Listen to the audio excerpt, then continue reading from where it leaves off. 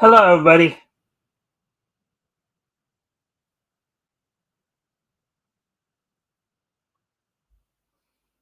All right, well, welcome to the Mikestand. Happy Thursday to you guys. Thursday, February 15th, the day after Valentine's Day. I hope everybody had a good Valentine's Day.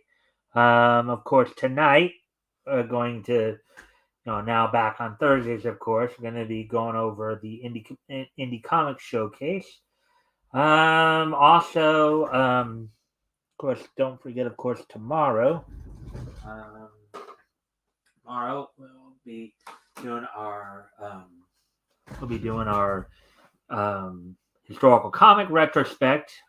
Rex Christian from Devil Flyer Momentum will be joining me as we'll be looking back to uh, Prize Comics Volume 1, Issue 1 from January 1940, looking at, features such as Power Nelson,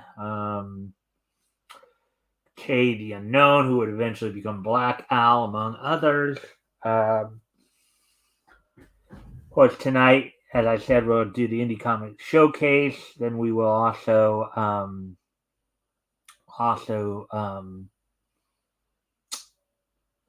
we will also um, um,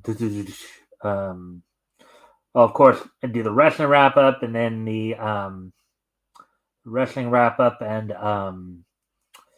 this day in each history.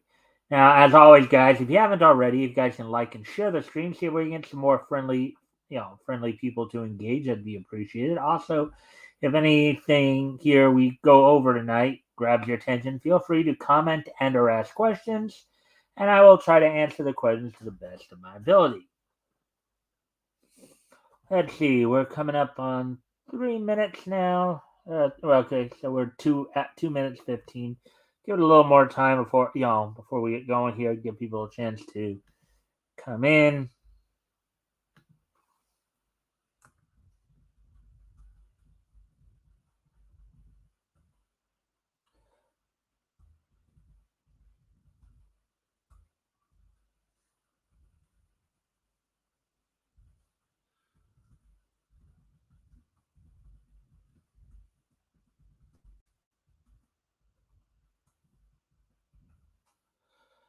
All right, so let's see now. So as I said, we're just getting ready. Just giving people a chance to come in. As I said, if you haven't already, if you guys can like and share the stream, see if we can get some more friendly people in here to engage. That'd be appreciated. Also, if anything here grabs your attention, feel free to comment and/or ask questions. I'll try to answer the questions to the best of my ability.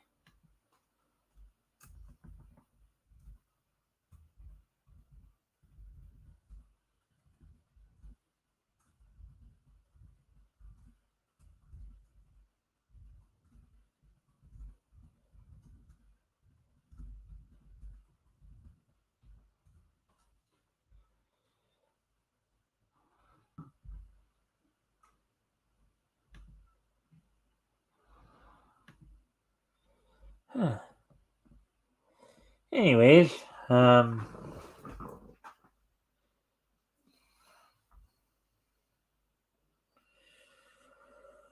all right. So let's see. We're just all right. So I guess I am going to go ahead and get started here. Usually we go until about we wait till about the 5 minute mark, but I guess we'll go just start off now at a 4 minute mark here, a little early.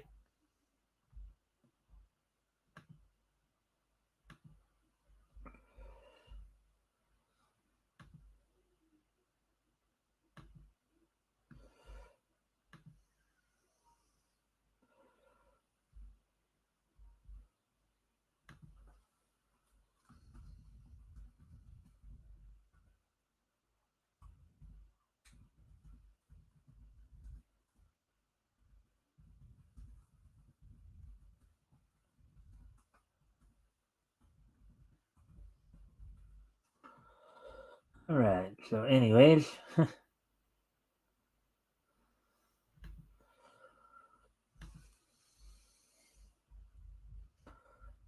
all right. So, let's get into this then.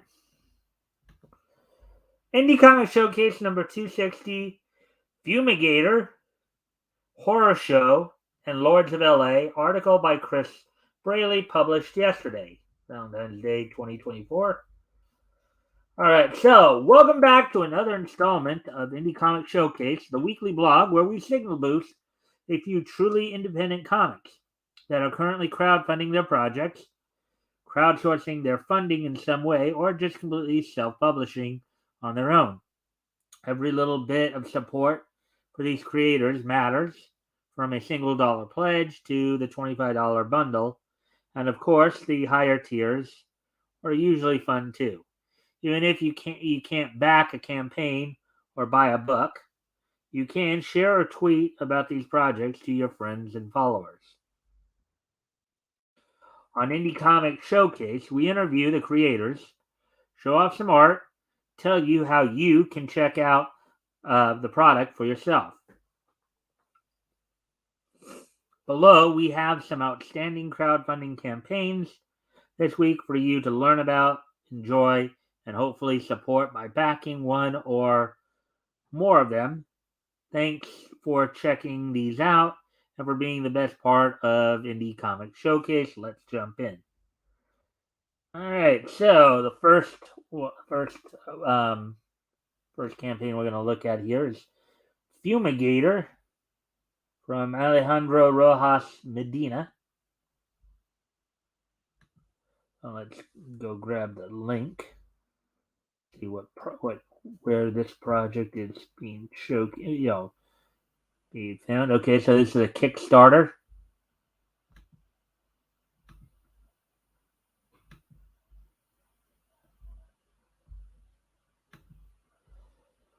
All right. Well,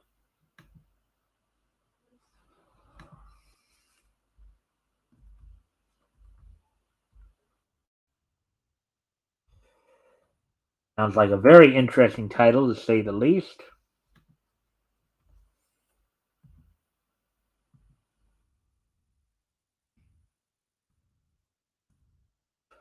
And tells me there's more to it than what might meet the eye. So here's a link to the campaign in question there. If you guys want to go check that out, it's on Kickstarter. Guys want to go ahead and go check that out. There it is.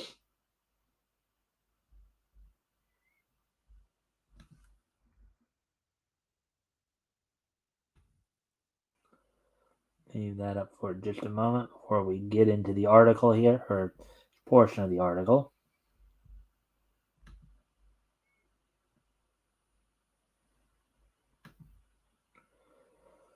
All right. So, Fumigator by Alejandro Rojas Medina. Well, let's get into this. That looks like an older guy there, doesn't he?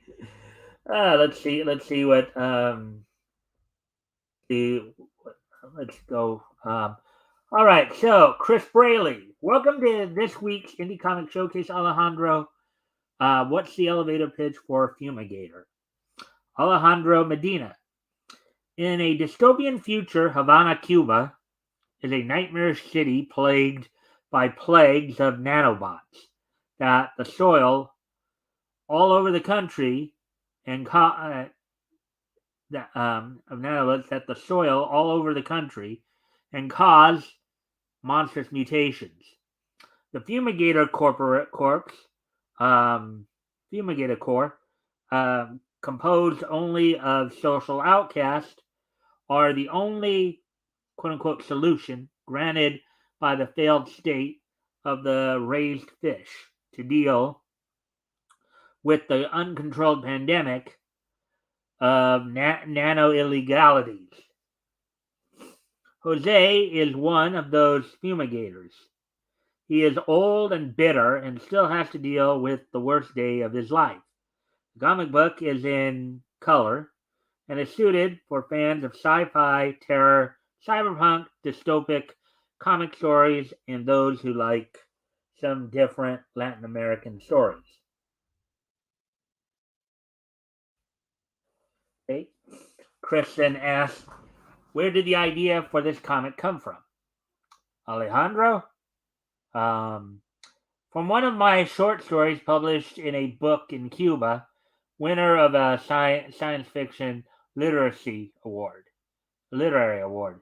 I tried to create the comic on my own, thanks to Filbo Publishing, because it has given me this opportunity, and I have always longed to adapt the story to other formats. All right.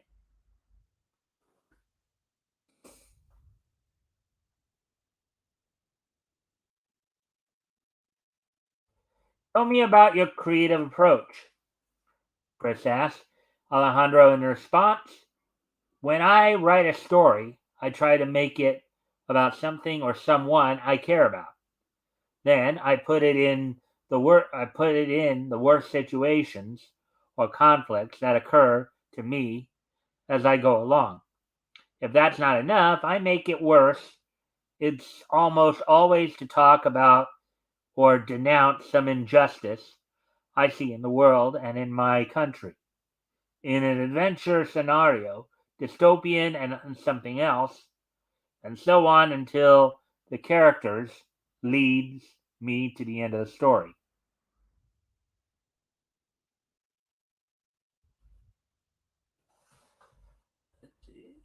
And if you guys haven't, hey there, JR. Hail Xenu and Xena. All right. Hey, JR, welcome to the stream here. Let's see. Haven't seen you on in a few days. Hopefully, everything's been going good for you. Chris, introduce me to your creative team. Alejandro. The co writer's name is Iris Rosales. She is a writer, literature, and nature lover. She has publications in several anthologies in Cuba and international magazines. Her specialty is urban horror mixed with African and Aboriginal myths of Cuba. Alex Bravo is the illustrator, um, a great young talent um, who was recommended to Alejandro Rojas by a member of the jury of a comic contest where Bravo was a finalist. He is very passionate about comics and is a member of the International Red Cross. So Alejandro here, I think, is because his full name is Alejandro Rojas Medina. I think he's talking in third person a little bit here. That's interesting. Anyways, International Red Cross. In short, we are a team of dreamers, lovers of comics and literature. I'm a nice combination to have there, huh?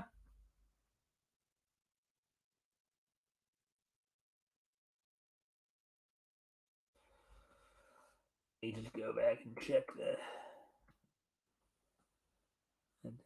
Nothing new there yet. All right, so Chris, how far along is the book? Alejandro, the script is completed for three issues, but the comic is not complete. But that's why we launched a crowdfunding campaign. There are currently 5 pages completed. Chris, what have you been learning from crowdfunding through this process? Alejandro, that I have no idea about digital marketing and logistics. But isn't that a lot of authors, writers, and artists? Isn't that a lot of comic book creators, right? Chris, what are your plans beyond this book?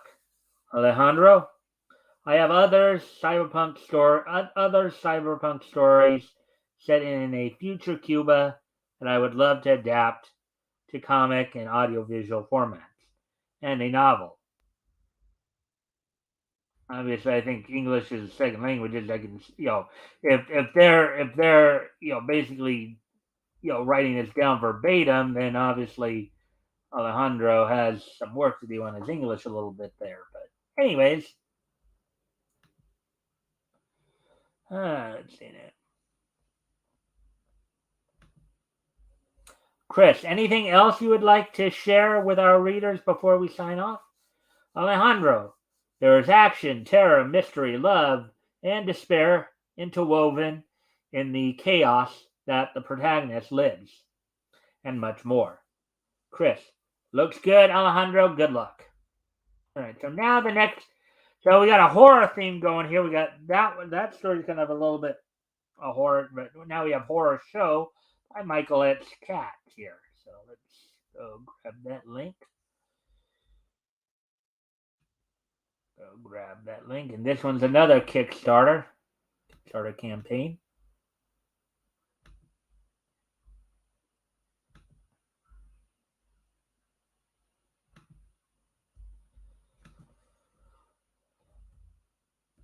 Horror show. Kind of funny because that was actually the nickname of one of the October Guardsmen in the G.I. Joe series. Or, they called him Horror Show.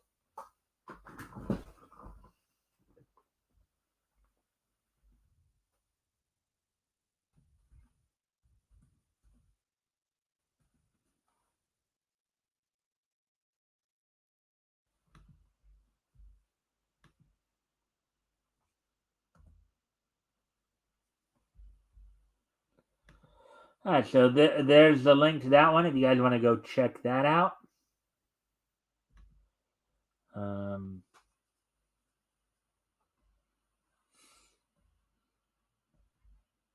And as always, if you guys again can like and share the stream if you haven't already, see if we can get some more friendly people in here to engage. Also, if anything here we talk about grabs your attention, feel free to comment and or ask questions. I'll try to answer the questions to the best of my ability. So, anyways, there we go with that one. So there's the link to that one if you guys want to check that out. So let's get into this part of the article then. Horror Show by Michael S. Katz at Bank Santos. Let's get into this. Chris Braley, welcome to Indie Comic Showcase, Michael. What's your elevator pitch for your horror show?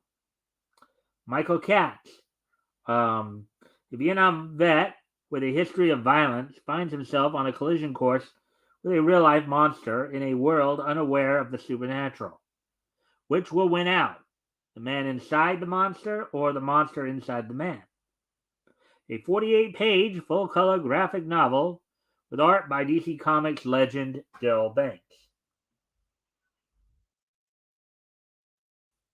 Chris, where did the idea come from for this comic? Where did the idea for this comic come from and made you decide to self-publish it? Michael, this is my author's 7th comic, all in the last 3 years. As Darryl Banks himself describes it, this is a bit of a quote-unquote legacy book, a story that is near and dear to the author's heart. Sounds like Michael's almost talking third person as well here. Banks himself does some of the best art of his career, and he brings a new style to the book.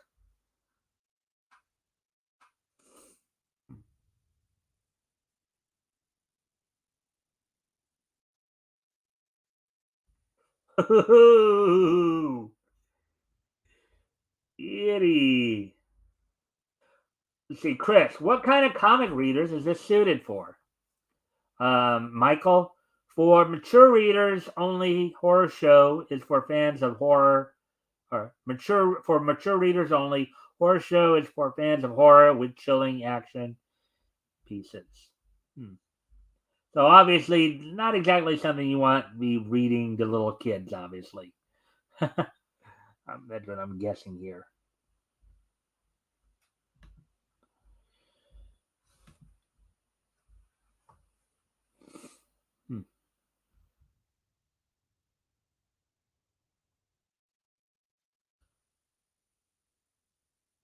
Chris, talk about your creative team that contributed to this project. Michael, DC legend Darryl Banks brings a new, darker, very realistic approach to his artwork in this book. Colors by newcomer Julio Santos add another layer to the horrific incidents within the comic. Edited by well-known comics author Ron Mars. Uh, letters by industry veteran Keith Champagne. As the writer, I concentrate characterization, writing with believable characters with whom readers can easily identify. My work stays with the audience and is well worth reading more than once.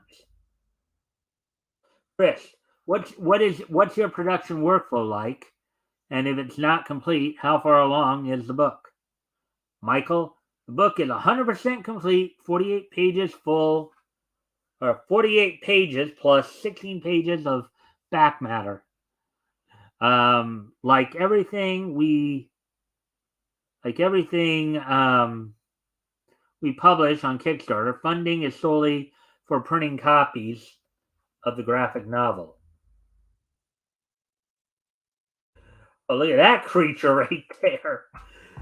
That's got to be eerie if you realize that something like that's behind you. And look, I think the look on that lady's face. Look, I think tells the story there. Almost looks like she's coming to the realization something's behind her, but she's too scared to look back to see exactly what it is. Right?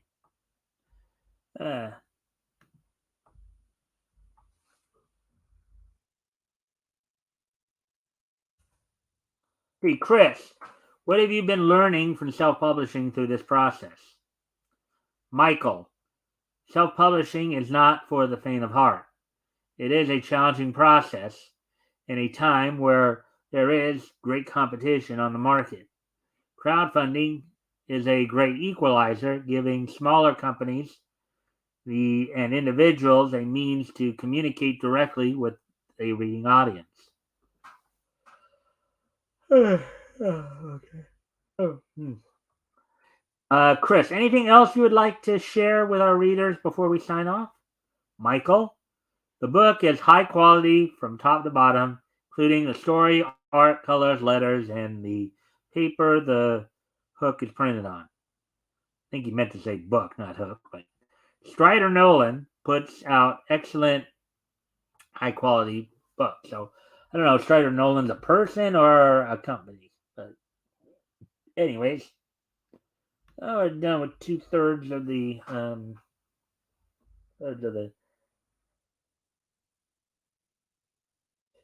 All right, so now the third and final book of what will be Lords of L.A. by Frank Zanka. Well, let's go grab the. Look at that! That's a young lady who should grab your attention, huh? Hey, Chimoya! Let's go grab the. And this one's on Indiegogo.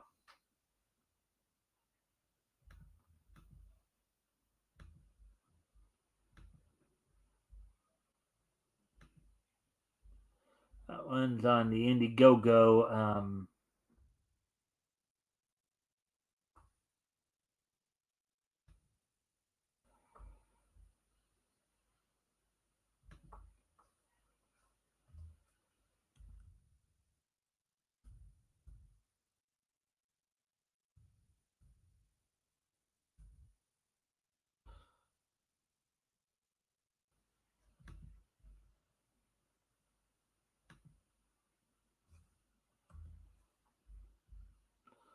All right, so here's the link to that one if you guys want to go check that out. Leave it up there for a moment. As always, just as a friendly reminder, if you haven't already, if you can like and share the stream, see if we can get some more friendly people in here to engage. That'd be appreciated. Also, if anything here grabs your attention, feel free to comment and or ask questions, and I will try to answer the questions to the best of my ability. So, you guys have a few moments there to look at that. Get a copy of that if you want to go take a look at that project. All right, so now let's get into that part of the article then.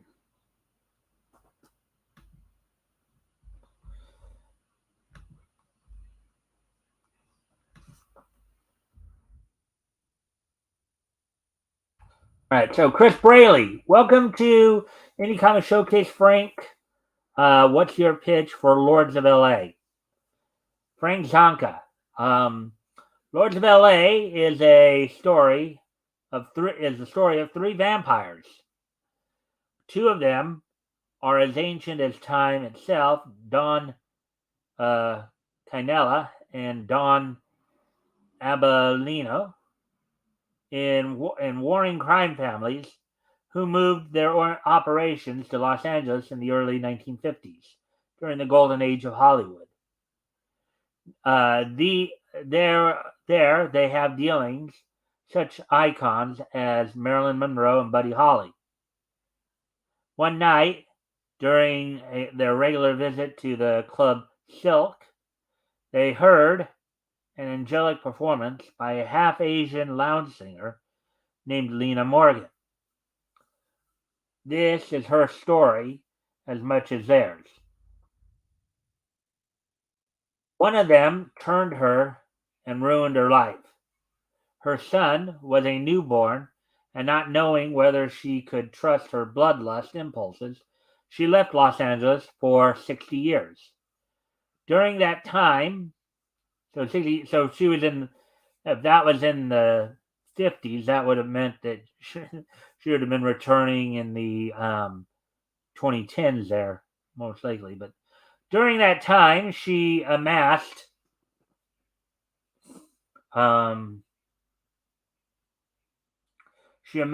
money, power, and a plan for vengeance. Moving back to Los Angeles in 2006, Lena developed a relationship with a mob family and put herself on a collision course with Abellino and Quinella, disrupting their operations and cash flow. She visited her son, who was now 60 years old, and a grandfather. That must be something. Reuniting with your long lost mother, and she probably looks more like your daughter. Oh boy, than your mother. That's got to be a quite an intriguing scenario there.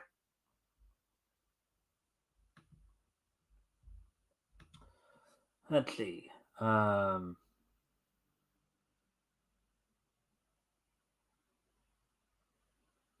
Of course, he had no idea who she was. Mm-hmm. What if he did though? That would be the very interesting scenario right there. What if he did realize who she was? Chris, where did the idea for this comic come from and made you decide to self-publish it? His name's Frank, right? Yeah, Frank. Frank. I've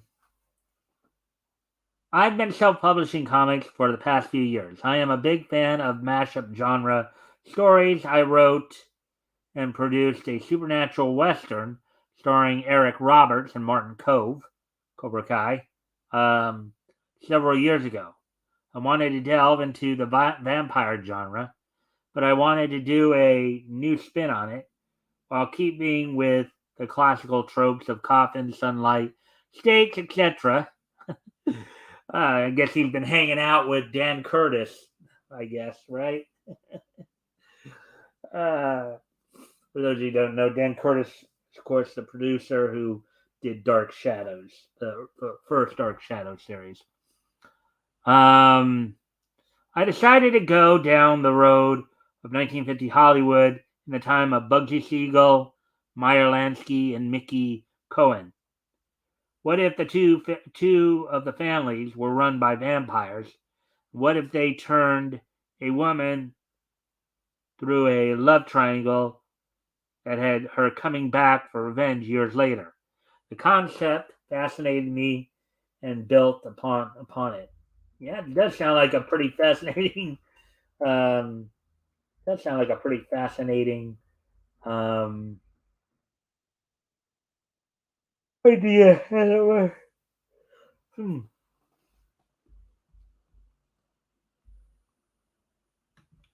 So we got quite some horror stuff going on here, as it were.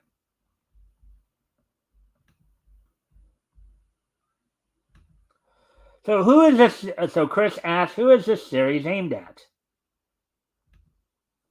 Frank, this is a mature book featuring sex, blood, gore. We don't shy away from the nudity, but that's not the focus of the book, as it is with indies, especially on Kickstarter.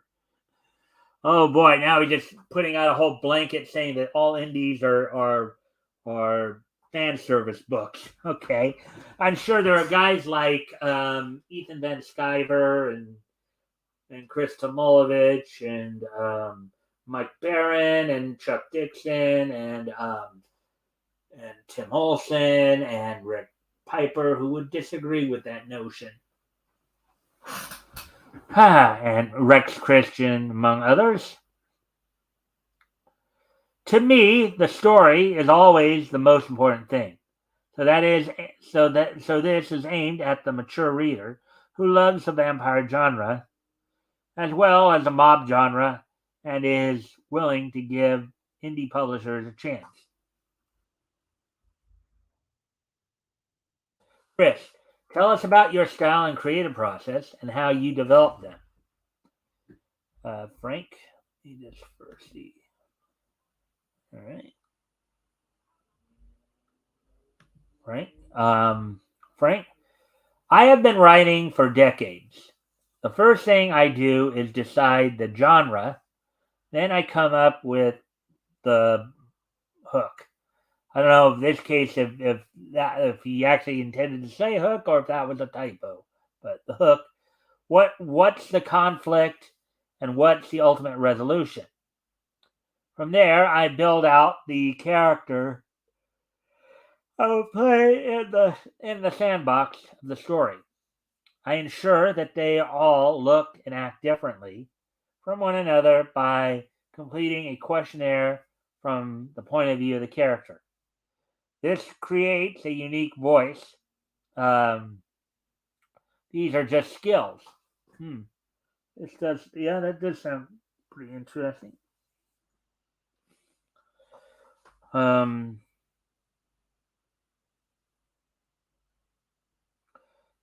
all right, yeah. I developed over time and siphoned from conversations, panels, and lectures I experienced in Hollywood. I have applied what works for me. My latest backdoor pilot has won 5 awards thus far. So I must being at least one thing correctly. All right. Obviously, there were some typos there. I think he meant to say he must be doing something. He must be doing at least one thing correctly.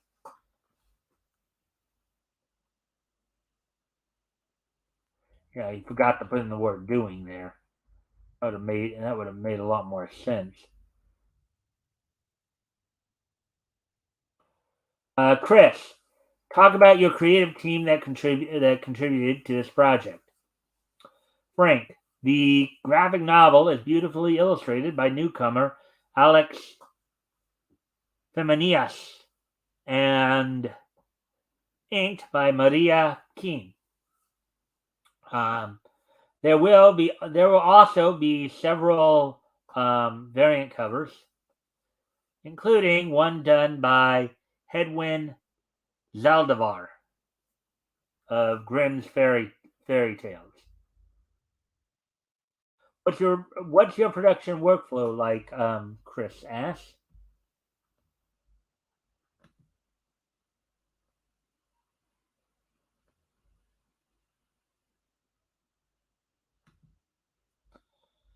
Let's see, Frank. After completing an outline, I write a film script, mostly because that's what I'm used to. I find it easier to edit and gauge my timing. There, I get notes from people I know and do rewrites. After I'm satisfied with it, then I write the comic book script, laying out the pages, deleting any unnecessary dialogue and scenes that don't propel the story, and expounding on the action scenes. I edit the dialogue scenes down to 1 or 2 script pages. From there, it goes to the artist, who sends me page layouts, and finally pencils. Then it goes to the inker, the colorist, and finally the letterer. I give notes throughout the entire process.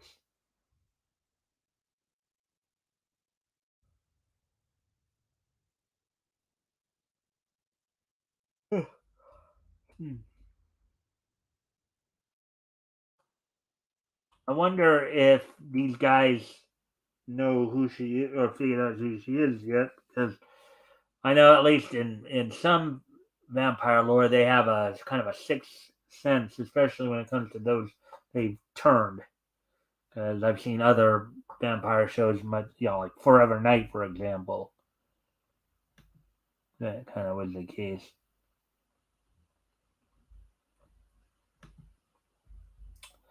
What have you been learning from crowdfunding this process, Frank? I learned that the fan base is extremely fickle. I also have learned that timing is everything. The first issue of Lords did well, but my timing on the second issue didn't do as well, mostly because I launched it at the end of the year before the holidays in a floundering economy. Most of my cohorts didn't do as well as they would liked either. They would have liked either. That's why I decided to run a late pledge with help from FundMyComic.com. I guess you got an. Let's see if I can. Let's see if I can find another.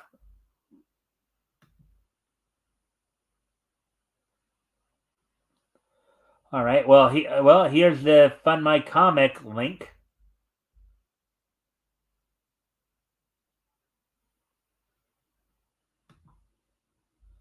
I'll go grab that.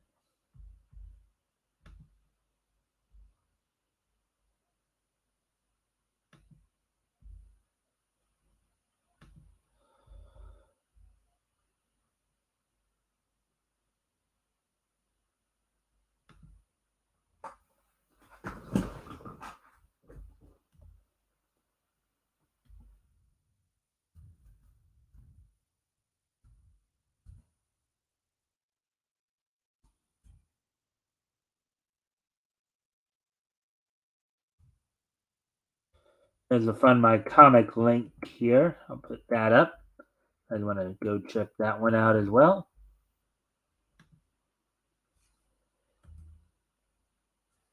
So you got 2 links there, one from Indiegogo, the other from Fund My Comic. So there's the Fund My Comic link if you guys want to go check that out instead of the Indiegogo link.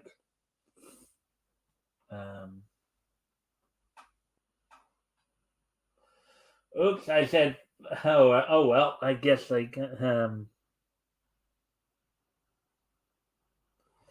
guess I'll have to redo that again.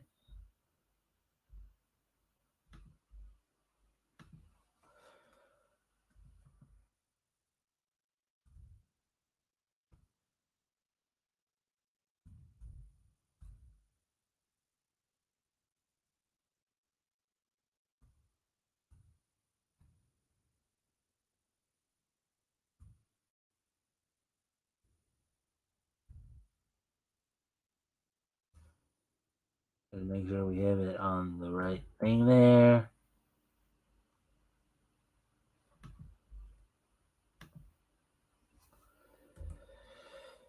All right, so that should look a little more correct now.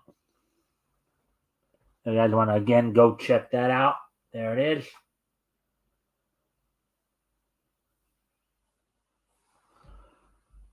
I want to go check out that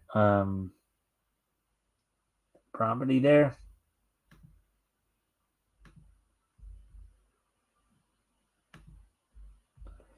All right, so let's continue on with the article here.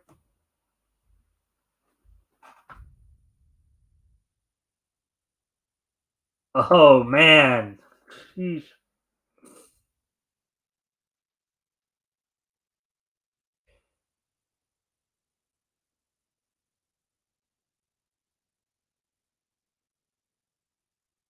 Let's see.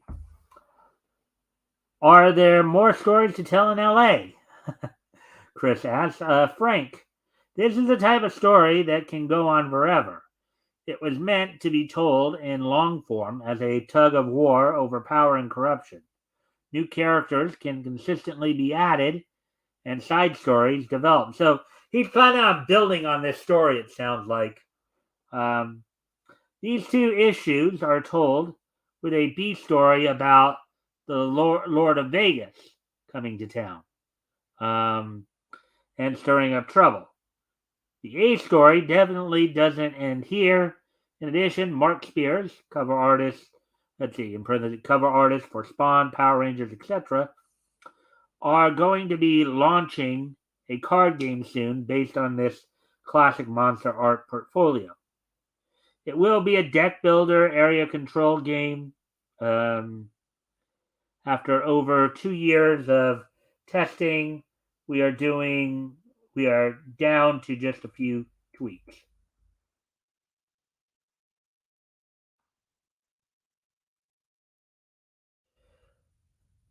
Yeah, I don't think I want to meet her in a dark alley anytime soon. What about you guys? All right. Hmm.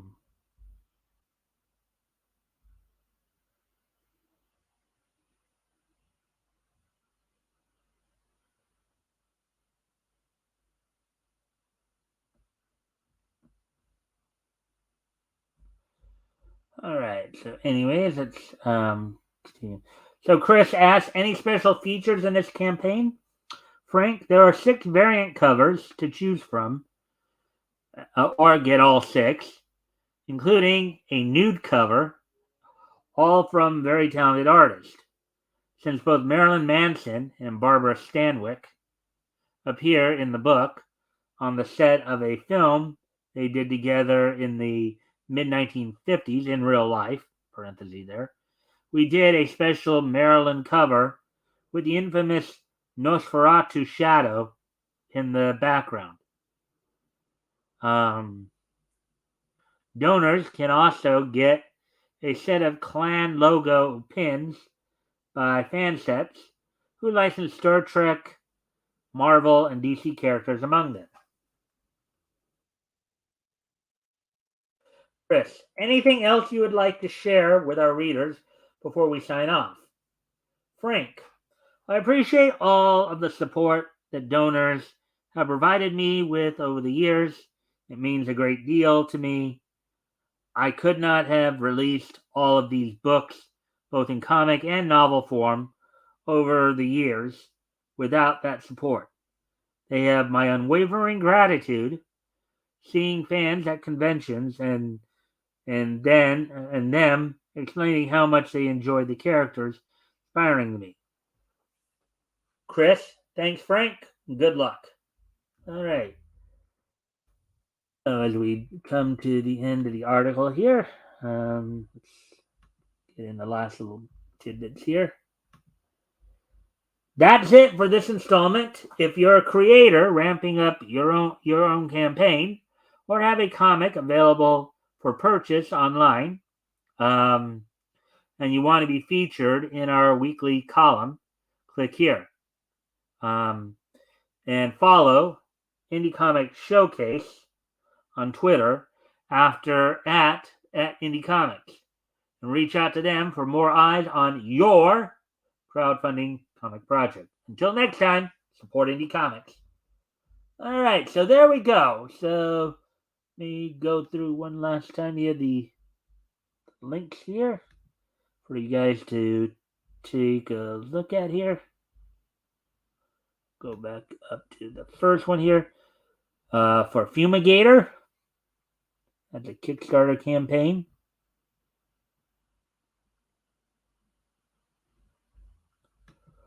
Horror Show, another Kickstarter campaign.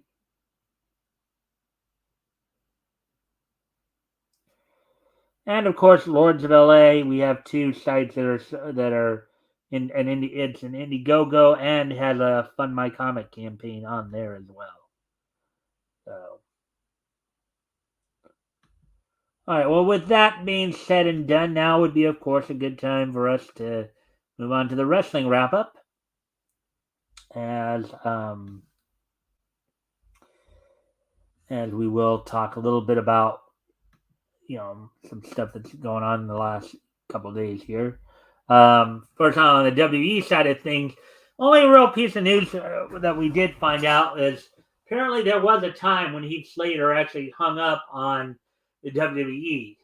It was just after his release a few years ago, in which they wanted to bring him back to do something with Drew McIntyre, or Drew McIntyre was trying to get him to come back to do something with him. But initially, with WWE calling for him, he was not in the mood to deal with them. It wasn't until Drew called him and said, "Hey, look, I want to do something with you," and then when the WWE contacted him again, he kind of went ahead and did it. But that's really kind of the only real WWE news. Of course, Wednesday usually don't have much going on, anyways, and of course, everything's still building. Everything is still building towards Elimination Chamber, which I believe is like next Saturday, I believe, and then of course Royal Rumble in about another month or so.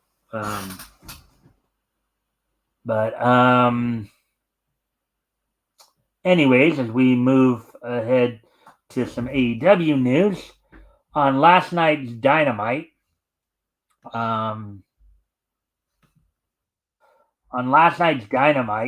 saw Jon Moxley defeat Dax Harwood of FTR. And it eventually led to a post-match, it did eventually lead to a post-match brawl between Jon Moxley and Claudio Castagnoli of the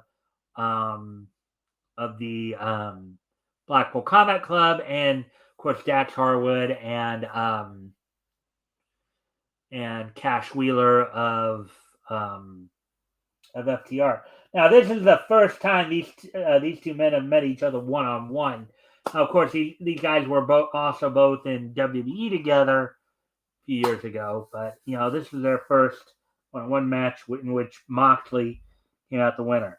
Wardlow defeated former NWA World Junior Heavyweight Champion Barrett Brown in just under a minute and a half in a number one contendership match for AEW's TNT title. Adam Copeland and Daniel Garcia went to a no contest. I don't know exactly what happened there. I haven't had the chance to watch some of that situation, so I don't know what exactly happened there. But let's see. The Young Bucks defeated Top Flight in a tag team match. Willow Nightingale defeated Sky Blue. And in a non-title Texas Death match in the main event here, Orange Cassidy defeated Matt Taven as they continued to build his title defense against Roderick Strong, one of course, Taven's stablemates in the Undisputed Kingdom faction. So with that, now let's go on to some Ring of Honor news. As we'll talk a little bit about what's going down on Ring of Honor tonight, and also what's going on TNA Impact tonight. First, on the latest episode of Ring of Honor Club tonight, they will have on there Lucius taking on Brittany Brown. They'll be holding some tournament matches for the Ring of Honor Women's World Television title. Among those participating in the matches, Queen Aminata takes on J-Rod. Rachel Ellering and Layla Hirsch take each other on. Mercedes Martinez and Trish Adora Diamante versus Kara Hogan, Taya Valkyrie versus Susie Love, Red Velvet versus Sandra Moore, Viva Van versus Abaddon, and Billy Stark for Robin Renegade. Ethan Page takes on one half of the Workhorsemen, Anthony Henry. The Infantry takes on Midnight Heat of the Infantry of Carly Bravo and Sean Dean take on Midnight Heat of Eddie Pearl and Ricky Gibson. Not the same Ricky Gibson, not Robert Gibson's brother. This is, I guess, somebody else. Brian Keith takes on Slice Boogie. Sonico takes on Lee Johnson. The Outrunners of Turbo Floyd and Truth Magnum take on Lights Camera Faction of Action Braxton and Ice Williams. Kenny King makes his return to Ring of Honor to take on Dalton Castle in a battle of two former Ring of Honor champions. And the other half of Workhorsemen, JD Drake, takes on Darby Allin in the main event. So that's all that's going down on Ring of Honor tonight. Now, as we also talk about what's going to happen on what's going down on Impact tonight, as they continue to march their way towards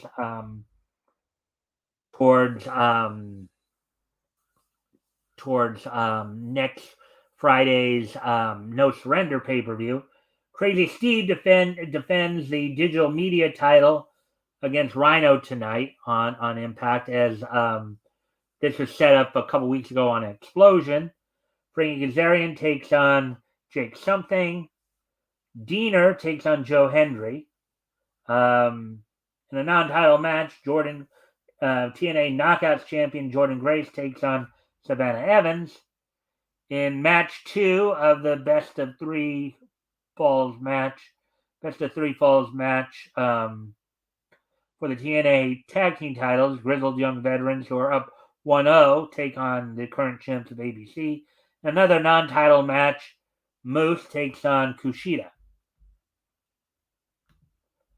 And now with that all done and taken care of, I'm going to go ahead and start to wrap up here. As now we will go ahead and get ready to 84, 2004, 1924, and 19. All right, so without any further ado, why don't we go today being Thursday, February 15th, 2024. Let's take a look back at this day in each history. First off, we're going to head back 100 years ago today, as on this date, 100 years ago today, Pat Sullivan's cartoon, Felix Crosses the Crooks. This is, of course, done at a time when the sound cartoons have not yet been invented. This is a silent cartoon. But the Pat Sullivan cartoons, Felix Crosses the Line, premiered in movie theaters on this date 100 years ago today, back in 1924. Felix, in the story goes, Felix helps the police catch a bank robber by hiding inside a money sack and leading the robber on a chase. He next helps nab a thief stealing sponges from a store by the imaginative use of a friendly elephant. So 100 years ago today, Pat Sullivan cartoons is The Crooks, featuring Felix the Cat, premiered in movie theaters on this date 100 years ago today. Right, moving ahead to 1984, which was just 40 years ago today.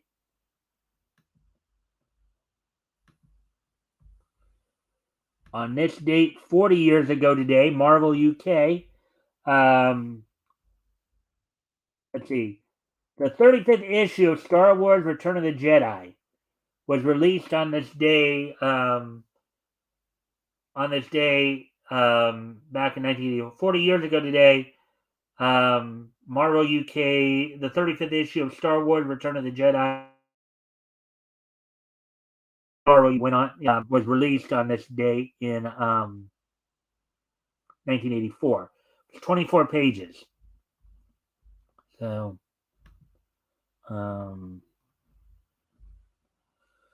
anyways, getting ready to move on to the next piece of neat history. As we head forward to 2004, which was 20 years ago today. On this date, 20 years ago today, the WWE held its No Way Out event from the Cow Palace in Daly City, California. That's up near the Bay Area. On this date, 20 years ago today, WWE held its No Way Out event from the Cow Palace in Daly City, California. The main event saw Eddie Guerrero defeat Brock Lesnar to become the new WWE champion. In a triple threat match, Kurt Angle defeated The Big Show and John Cena. Chavo Guerrero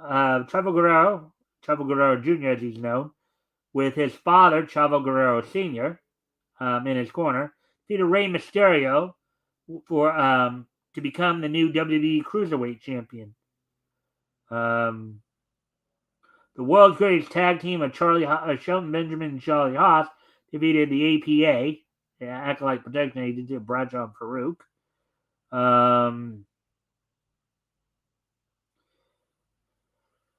In a 2-on-3 intergender handicap match for the WWE Tag Team Championships, Rikishi and Scotty 2 Hotty defeated the Basham Brothers and Shaniqua. So that all happened 20 years ago. No Way Out from the Cow Palace in Daly City, California. That happened on this date 20 years ago today. Now, on this date 5 years ago today, back in 2019, JC Staff's Is It Wrong to Try to Pick Up Girls in a Dungeon, Arrow of the Orion, premiered in Japanese theaters on this date back in 2019. So 5 years ago today, JC Staff's Is It Wrong to Try to Pick Up Girls in a Dungeon, Arrow of the Orion, premiered in Japanese theaters on this date 5 years ago today. The anime, I watched the anime. It was a pretty good anime. So just I'll read the first part. Yeah. Well, anyways,